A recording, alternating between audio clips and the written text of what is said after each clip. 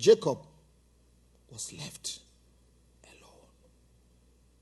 Many times before your breakthrough comes, you'll be left alone. I realized that if Jacob had people around him, his wives and his children, he would have resisted the processings of God.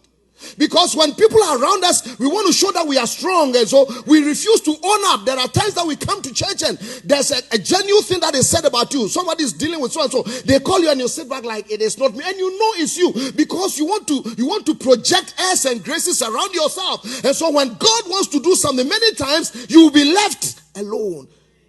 Hear me, ladies and gentlemen. When people are leaving, God is revealing. And sometimes God will allow some people to leave you, and so that he can begin to engage you. Are you hearing what I'm saying? Please don't be afraid when people decide to go out of your life. Could it be possible that rejection, that person who walked away, the person who cut you off and blocked you, the one who unfriended you, who was not your friend anyway, could all be divinely orchestrated by God?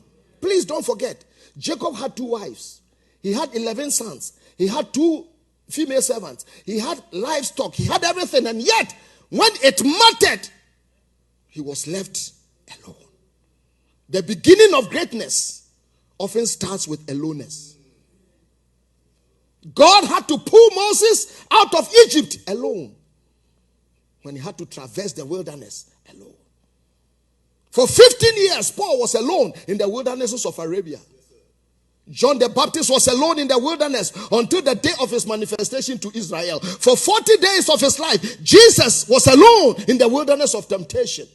And sometimes God will make sure that people will leave you so that you'll be alone, so that he can process you. Jacob was left alone. Whenever you are alone, look for a lesson. Look for a processing in your alone. Stop saying, and I'm lonely, and he left me. He left you for a reason and for a purpose, and you'll find out soon. Jacob was left alone. You will never walk far with God until you have learned to walk alone with him.